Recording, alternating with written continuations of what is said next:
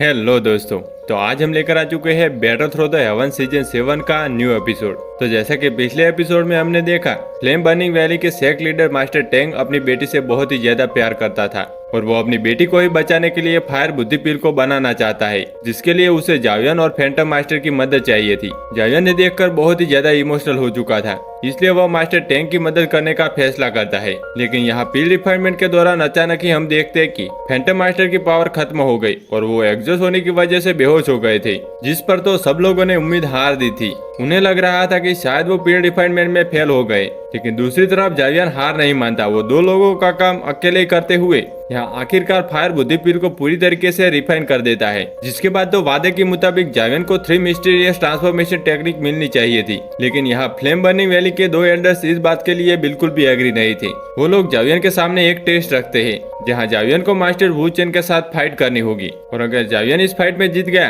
तभी उसे 3 mysterious heavenly transformation technique मिल सकती है, जिसके लिए तो जावियन भी एग्री हो गया था और वो यहाँ एल्डर वू चेन को हराने के लिए अपनी destructive angry Buddha lotus technique activate कर लेता है, जिसने तो वहाँ पर बहुत ही बड़ा ब्लैक होल क्रिएट कर दिया था। अब आगे तो नेक्स्ट एपिसोड की शुरुआत यहाँ पर बिल्कुल उसी सीन से शुरू होती है, जहाँ मास्टर टेंग अपनी फ्लेम बर्निंग वैली की फिक्र करते हुए कहते हैं कि अगर सब कुछ ऐसा ही चलता रहा तो मेरी पूरी की पूरी वैली बर्बाद हो जाएगी। लगता है कि मुझे ही कुछ करना होगा। जो कहते साथ ही मास्टर टैंक फौरन से जंप करते हुए यहाँ हवा में आ चुके थे, जहाँ पर वो अपने पावर का इस्तेमाल करते हुए हवा में एक स्पेस टाइम क्रैक पोर्टल को ओपन कर देते हैं, जिसका इस्तेमाल करते हुए उन्होंने ब्लैक होल को यहाँ से कहीं दूर स्पेस में भेज दिया था। सब लोग हैरानी के साथ काफी ज्यादा इम्प्रेस लग रहे थे और मास्टर टैंक फौरन से नीचे की तरफ आते हुए कहते हैं कि यह कंपटीशन यहीं पर खत्म हुआ। मास्टर वुचेन ने अपने 10 के 10 अटैक चल लिए, लेकिन सामने की तरफ मौजूद जावियन अभी भी हारा नहीं। इसका मतलब जावियन जीत चुका है। ये सुनकर तो मिस वॉय काफी ज्यादा खुश हो गई, जबकि एल्डर वुचेन को यह सब बिल्कुल भी अच्छा नहीं लग रहा था। दूसरी तरफ मास्टर टैंक कहते हैं कि जीत की खुशी में जावियन अब तुम 3 मिस्टीरियस हेवनली ट्रांसफॉर्मेशन टेक्निक को ले सकते हो। यहाँ ये सुनते ही जावियन की आंखों में एटीट्यूड साफ साफ दिखाई दे रहा था, जैसे कि वो यही बताना चाहता था कि मैंने तो तुम लोगों से पहले से ही बोला था कि मुझे कोई नहीं रोक सकता। जावियन के इसी विनिंग एटीट्यूड के साथ सीन शिफ्ट होकर दूसरी तरफ यहाँ पर क्वीन मेडुसा पर आ जाता है, जो कि जावियन के दोनों भाइयों के साथ मिलकर यान अलायंस चलाने की कोशिश कर रही थी, क्योंकि इन लोगों के सामने लायन सेक मौजूद था, जो कि क्वीन मेडुसा से कह रहे थे कि हमारा लायन सेक आप लोगों की यान अलायंस के साथ मिलने के लिए तैयार है। क्वीन मेडुसा भी उन लोगों की बातें सुनने के बाद एटीट्यूड के साथ उन लोगों से कहती है कि ठीक है, जब तुम लोगों की सारी बात हो गई तो तुम लोग यहाँ से जा सकते हो। लाइन सेक वालों के वो मैसेजर जब यहाँ से जा रहे थे तो उन लोगों के चेहरे पर एक ईमेल से मुस्कुराहट थी, जैसे कि उन लोगों के मन में कोई प्लानिंग चल रही है। उन लोगों के यहाँ से जाने के बाद जावली कहता है कि लाइन सेक वाले लोगों से बात करना काफी ज्यादा डिफिकल्ट है। मुझे नहीं लगा था कि इतनी आसानी के साथ हमारी बात मान लेंगे, लेकिन आखिरकार हम लोगों ने कर दिखाया। जिस पर क्वीन मेडुसा जवाब देते हुए कहती है कि लाइन सेक बेशक ये दिखाने के लिए तैयार है कि वो लोग हमारे सामने सरेंडर कर चुके हैं, लेकिन मुझे इन लोगों के इरादे बिल्कुल भी अच्छे नहीं लगे। इसलिए फ्यूचर में हमें लाइन सेक के साथ जरा और ज्यादा सावधानी के साथ चलना होगा। जिस पर जावियन का बड़ा भाई कहता है कि आप फिक्र ना करें, हम बिल्कुल सावधान रहेंगे। जिस पर तो क्वीन मेडुसा इन दोनों से ही कहती है कि अब तुम दोनों आराम कर लो, क्योंकि आने वाले फ्यूचर में तुम दोनों भाइयों को और भी ज्यादा काम करना होगा। यह कहते साथ ही क्वीन मेडुसा इन दोनों को अलविदा करके वहां से जाने लगी थी। जहाँ क्वीन मेडुसा के जाने के बाद जावली अपने बड़े भाई की तरफ आते हुए कहता है कि बड़े भाई, क्या आपने जावियन का लेटर पढ़ा? उसने सेम एक लेटर क्वीन मेडुसा के लिए भी भिजवाया है, जिसके साथ एक पील भी मौजूद थी। जावली का बड़ा भाई जवाब देते हुए कहता है कि जावियन की फिक्र मत करो, वो इस वक्त डांडा सिटी में जा रहा है और उसने कहा कि वो खुद का ख्याल रखेगा। यहाँ इन दोनों भाइयों के बाद सीन शिफ्ट होकर दूसरी तरफ क्वीन मेडुसा पर आ जाता है, जो कि वही लेटर पढ़ने के लिए एक सुनसान सी पहाड़ी पर आ चुकी थी। क्वीन मेडुसा बेशक दिखाती नहीं कि वो जावियन को बहुत ही ज्यादा मिस कर रही है। यहाँ पर लेटर के साथ साथ हम देखते हैं कि क्वीन मेडुसा के पास हेवनली सोल मेल्टिंग पिल भी पड़ी हुई थी। दूसरी तरफ जावियन ने लेटर में क्वीन मेडुसा के लिए लिखा था कि उम्मीद करता हूँ कि तुम अच्छी होगी। मैंने तुम्हारे लिए हेवनली सोल मेल्टिंग ब्लड पिल बना ली है।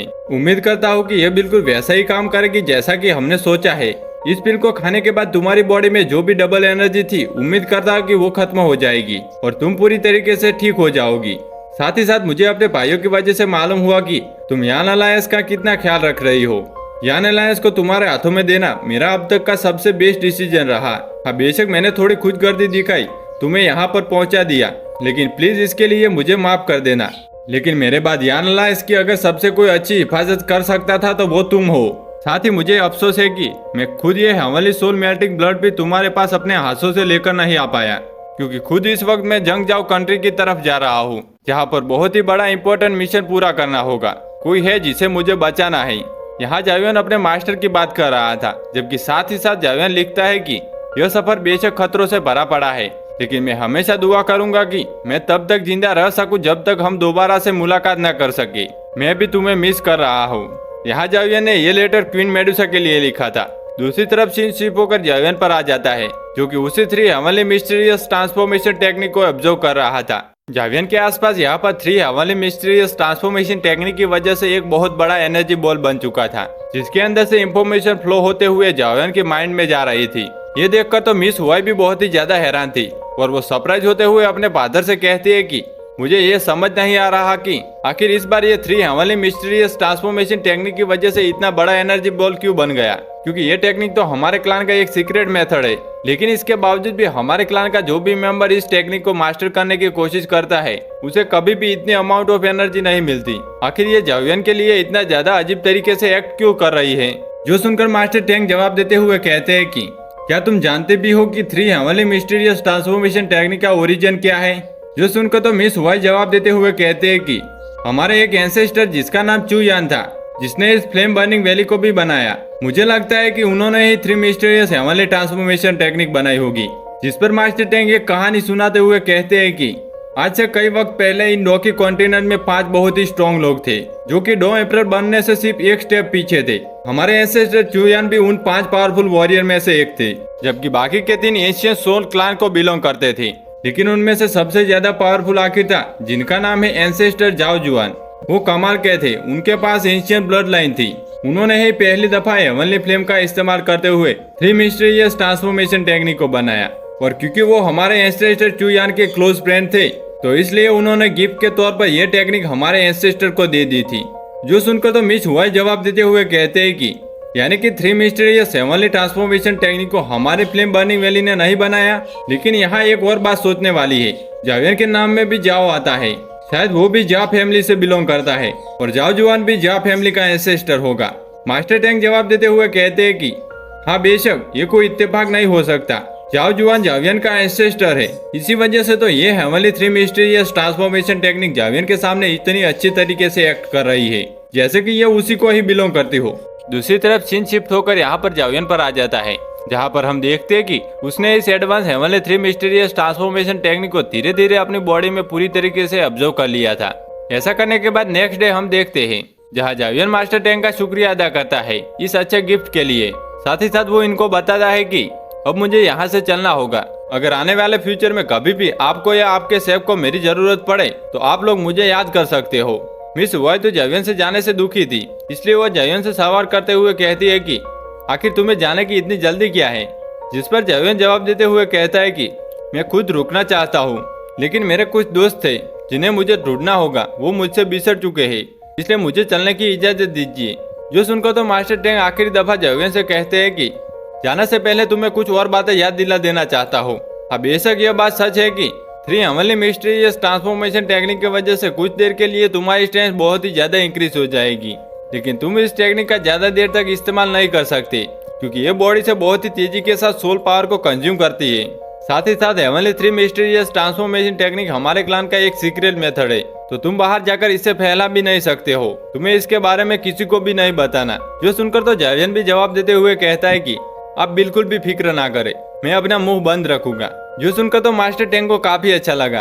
दूसरी तरफ जावियन यहाँ इन दोनों को अलविदा कहते हुए कहता है कि अब मुझे चलना होगा, और यह कहते साथ ही वो फौरन से उड़ते हुए यहाँ से रवाना हो गया, जिसे जाता हुआ देखकर मिस हुआई बहुत ही ज्यादा उदास हो चुकी थी। दूसरी तरफ मास्टर टैंक अपनी बेटी से कहते हैं कि फिक्र ना करो, अगर हमारी किस्मत से जावियन से मिलना दोबारा लिखा हुआ तो फ्यूचर में हमारी मुलाकात जरूर होगी। इसके बाद सीन शिफ्ट होकर यहाँ पर पॉइजन गर्ल पर आ जाता है, जहाँ पर हम देखते हैं कि ग्लेशियर सेक्ट वाले लोग अपने आइस एट्रीब्यूट का इस्तेमाल करते हुए उन लोगों पर अटैक करने की कोशिश कर रहे थे, जबकि पॉइजन गर्ल यहाँ जिलियन का हाथ पकड़कर उसे बचाने की कोशिश कर रही थी ताकि वो उन स्पाइक से टकरा न जाए। यहाँ उन आइस स्पाइक को अपनी स्लैश टेक्निक का इस्तेमाल करते हुए तोड़ने के बाद पॉइजन गर्ल फौरन से जमीन पर आ जाती है, और वो पीछे की तरफ देखती है कि ग्लेशियर सेक्ट वाले वॉरियर अभी भी उन लोगों का पीछा नहीं छोड़ रहे थे। इसलिए पॉइजन गर्ल भी मजबूर होकर पीछे की तरफ पलटते हुए उन वॉरियर्स के साथ फाइट करना शुरू कर देती है। यहाँ पर ग्लेशियर शेख के वॉरियर की तादाद काफी ज्यादा थी, पर इसके बावजूद भी वो लोग चाहकर भी पॉइजन गर्ल को टच नहीं कर पा रहे थे। उल्टा पॉइजन गर्ल आसानी के साथ उन सबको धूल चटा देती है, जो करने के बाद पॉइजन गर्ल वापस से जिलियन के पास आ गई और वो जिलियन से कहती है कि ग्लेशियर शेख वाले लोग हार मानने का नाम ही नहीं ले रहे हैं। लगता है कि किसी को पीछे रुककर इन लोगों के साथ फाइट करनी होगी, इसलिए जिलियन तुम अकेले ही आगे की तरफ जाओ, तब तक मैं इन लोगों के साथ यहीं पर रुककर फाइट करूंगी। जो सुनकर तो जिलियन परेशान हो गई थी और वो पॉइजन गर्ल को यूं अकेले कैसे छोड़ सकती है। लेकिन दूसरी तरफ पॉइजन गर्ल जवाब देते हुए कहती है कि मेरी फिक्र मत करो, ये लोग मेरा कुछ भी नहीं बिगाड़ सकते। मैं जल्दी इन लोगों को खत्म करके अपना रास्ता ढूंढकर वापस आ जाऊंगी। जो सुनकर तो जिलियन आगे की तरफ आते हुए कहते हैं कि हाँ, यह बात सच है। बेशक मैं आपकी मदद नहीं कर सकती क्योंकि मैं उतनी ताकतवर नहीं हूँ, लेकिन जितनी जल्दी हो सके मैं वापस जाकर आपके लिए मदद भिजवाऊंगी। इसलिए आप मुझ पर भरोसा रखिए और जब तक मैं वापस ना आ जाऊँ तब तक आप अपना ख्याल रखना। जो कहते साथ ही जिलियन वहाँ से अकेले ही अपने घर की तरफ भागना शुरू कर देती है, जबकि पॉइजन गर्ल वहाँ पर अकेले ही बच गई थी ग्लेशियर शेख से फाइट करने के लिए। इसके बाद सीन शिफ्ट होकर वापस से यहाँ पर जवियन पर आ जाता है, जो कि लुकिंग के साथ बातें कर रहा था और वो लुकिंग को बताता है कि कैसे मैंने ये फैमिली की एक लड़की जिलियन से वादा किया था कि मैं उन्हें पील टावर की एल्डरशिप दिलवाने में मदद करूंगा, जिसके लिए अब मुझे ये फैमिली की तरफ जाना होगा। यहाँ जावियन को लिंटन रोकने की कोशिश कर रहा था, लेकिन लुकिंग की बहन तो एक कदम और भी आगे बढ़ चुकी थी। वो जावियन को रोकने के साथ साथ कहती है कि अब तो तुम्हें मालूम ही है कि ये फैमिली कितनी बड़ी मुश्किल में पड़ गई है और वो लोग इस मुश्किल से खुद को बचा भी नहीं सकते। जल्दी उनसे पील टावर की एल्डरशिप भी ले ली जाएंगी। उन लोगों का जो भी बचा कुचा नाम है वो भी पूरी तरीके से खत्म हो जाएगा। तो इससे बेहतर यह होगा कि जावियन तुम ये फैमिली के पास जाने के बजाय हम लोगों के साथ रुक जाओ। हमारी लू फैमिली भी बहुत ही खास है। इसके अलावा तुम हमारे साथ रुक जाते हो तो तुम्हारा टैलेंट तो लाजवाब है। हमारी लू फैमिली आसमान की ऊंचाई ये छुएगी, जबकि इसमें तुम्हारा भी फायदा है। देखो मैं कितनी खूबसूरत हूँ और चाहो तो मैं तुम्हारी हो सकती हूँ। यहाँ लूफी इसी तरीके की बातें कर रही थी, इसलिए लूफी उसे खामोश करते हुए कहता है कि इस तरह की बातें करना बंद करो। जबकि लिंटन लूफी का मजाक उड़ाते हुए कहता है कि अरे आंटी, क्या खुद को एम्बैरेस करना जरूरी था? तुम्हें लगता है कि तुम इस मछली को पकड़ सकती हो? यह मछली कभी भी तुम्हारे हाथ नहीं आने वाली। जो सुनकर तो लूफी को बहुत ही ज्यादा गुस्सा आ गया था और वो लिंटन की पिटाई लगाने के लिए उसके पीछे पड़ जाती है। साथ ही साथ वो चिल्लाते हुए कह रही थी कि तुमने मुझे आंटी कैसे कहा? मैं तुम्हें जान से मार दूंगी। दूसरी तरफ जावियन यहाँ लुकिंग की तरफ आते हुए कहता है कि अब मुझे यहाँ से चलना होगा, मुझे जल्द से जल्द पील टावर की तरफ निकलना है। जिसके लिए लुकिंग जवाब देते हुए कहता है कि मैंने ऑलरेडी वॉर्म होल को वहाँ के लिए सेट कर दिया, तुम पील टावर जा सकते हो। अगर वहाँ तुम किसी मुसीबत में पड़ गए तो वापस से टिन हुआ सिटी में आ जाना। बेशक मेरी लू फैमिली इतना ज्यादा स्ट्रॉन्ग तो नहीं, लेकिन हमसे जो हो सके तुम्हें बचाने के लिए हम वो सब करेंगे। ये सुनकर तो जावियन को बहुत ही अच्छा फील हुआ। दूसरी तरफ लिंटन फौरन जावियन के पास आकर कहता है कि मैं तुम्हारी मदद करना चाहता हूँ, बताओ आखिर मैं तुम्हारे लिए क्या करूँ? जो सुनकर तो जावियन लिंटन को फौरन से लूफी की तरफ धकेलते हुए कहता है कि इसे जरा रोक कर रखो। और ये कहते साथ ही वो खुद फ्लाई बोर्ड की तरफ जंप कर चुका, जबकि पीछे से लूफी बेचारी आवाज देते हुए कह रही थी कि अरे जावियन रुक जाओ, अभी तक मैंने अपनी बात पूरी नहीं की।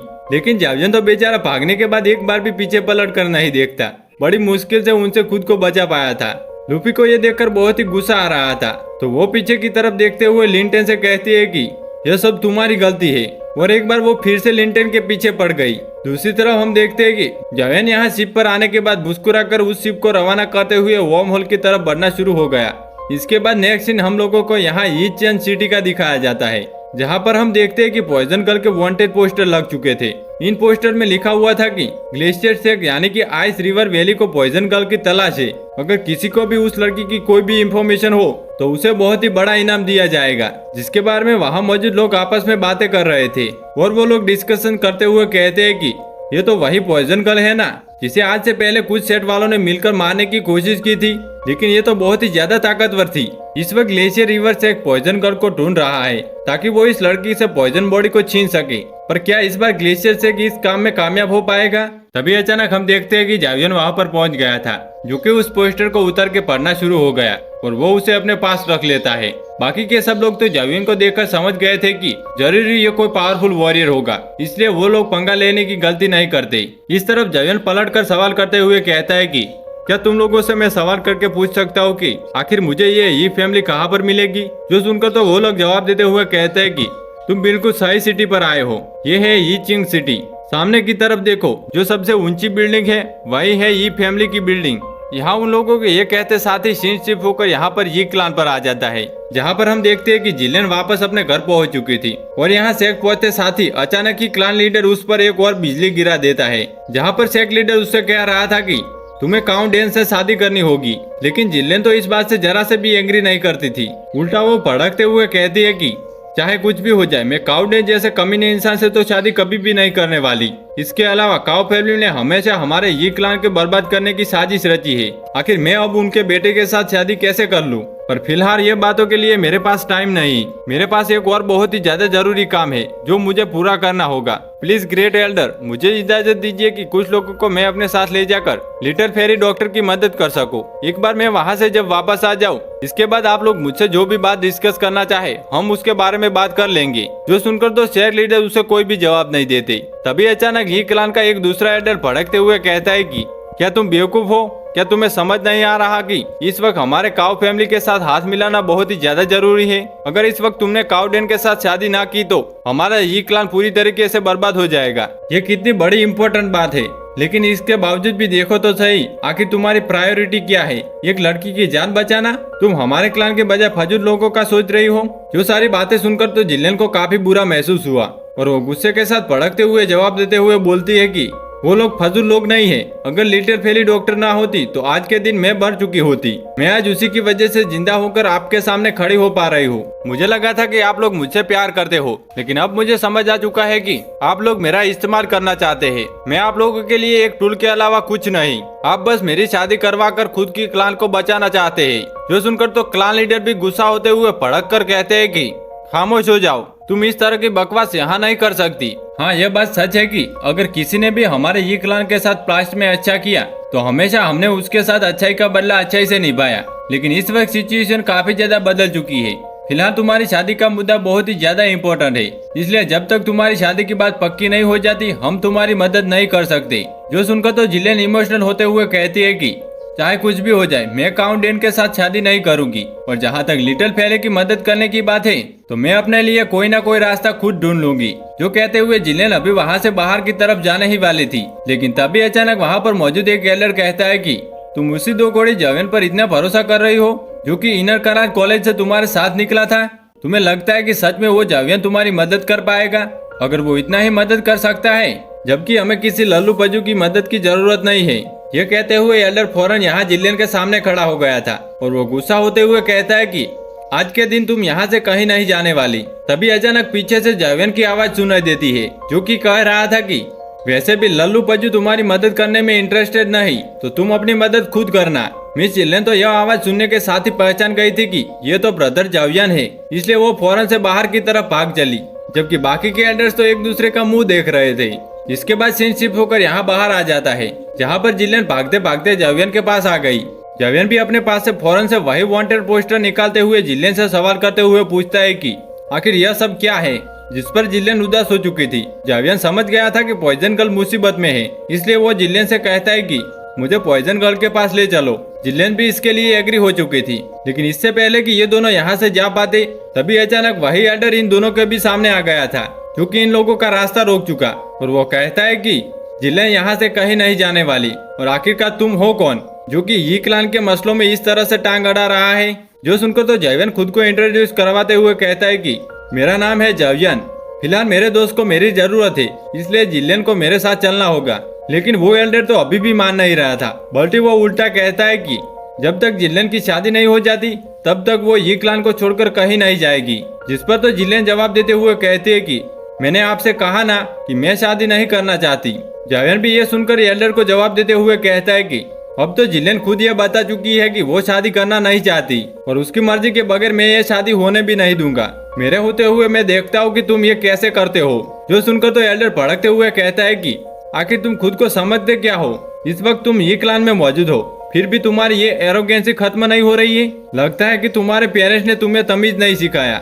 इसलिए तुम्हारे पेरेंट्स की वजह अब मुझे ये तमीज सिखानी होगी। जो कहते साथ ही वो एल्डर अपनी फ्लेम को एक्टिवेट करके यहाँ जावियन को पंच करने के लिए आगे की तरफ बढ़ चुका। जावियन भी उसे अपनी तरफ आता हुआ देखकर फौरन से जिलेन को साइड पर हटा देता है। दूसरी तरफ हम देखते हैं कि जावियन ने सिर्फ एक ही हाथ का इस्तेमाल करते हुए उस पंच को वहीं पर ब्लॉक कर दिया था, जो देखकर तो जिलेन और वो एल्डर दोनों ही काफी ज्यादा हैरान हो जाते हैं। उन्हें तो अपनी आंखों पर यकीन ही नहीं आ रहा था। दूसरी तरफ जावियन गुस्सा होकर जवाब देते हुए कहता है कि तुम्हें इजाजत दी कि तुम मुझे तमीज सिखा सको। यह कहते साथ ही जावियन ने उस एल्डर का हाथ मोड़ा और साथ ही साथ वो उसे दिखा देता है कि असली फ्लेम पंच किसे कहते हैं। जावियन का फ्लेम पंच तो उस एल्डर के पास से गुजर गया था, लेकिन वो तो इतना ज्यादा खतरनाक था कि पीछे मौजूद सारी चट्टानें टूट जाती है। साथ ही साथ उस एल्डर की जान भी अपने हाथ में आ चुकी थी। अपनी मौत को इतनी करीब से देखकर वो एल्डर खुद को संभाल भी नहीं पा रहा था। दूसरी तरफ जिलेन भी हैरान होते हुए कहती है कि जावियन सिर्फ 6 महीने के अंदर आखिर इतना ताकतवर कैसे हो सकता है। वाकई में यह लड़का नहीं बल्कि एक मॉन्स्टर है।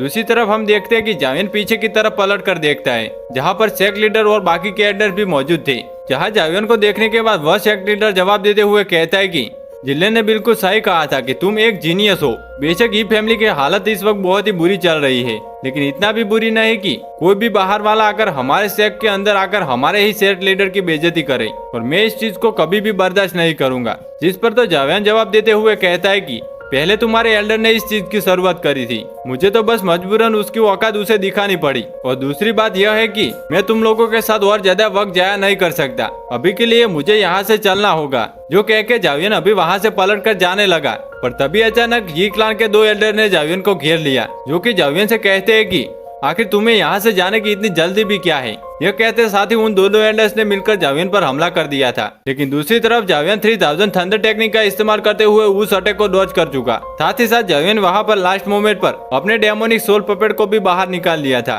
जो कि बाहर आते साथ ही वहाँ पंच करके एक जोरदार एनर्जी ब्लास्ट कर देता है। साथ ही साथ उसने एक एल्डर को पकड़कर दूसरे एल्डर पर दे मारते हुए दोनों को एक ही साथ धोबी बचा कर दिया। जावियन के इस डेमोनिक सोल पपेट को देखने के बाद सेक्ट लीडर भी हैरान हो गया था। यहाँ उन दोनों एल्डर्स को हराने के बाद जावियन सेक्ट लीडर से कहता है कि प्लीज मेरे रास्ते में मत आओ, फिलहाल मेरे पास वक्त नहीं, मुझे किसी को बचाने के लिए जाना होगा। यह कहते साथ ही जावियन अपने डेमोनिक सोल पपेट और जिलेन को लेकर वहाँ से फौरन से रवाना हो गया, जबकि सेक्ट लीडर अपने एल्डर से कहता है कि इन लोगों को जाने दो, लगता है कि ये क्लान की किस्मत में यही लिखा है। वो असल में जावियन की ताकत देखकर समझ चुके थे कि जावियन से भिड़ना उन लोगों के लिए बिल्कुल भी अच्छा नहीं रहेगा। और यहाँ इसी समझदारी के फैसले के साथ यह एपिसोड यहीं पे एंड हो जाता है। तो मिलते हैं नेक्स्ट वीडियो में।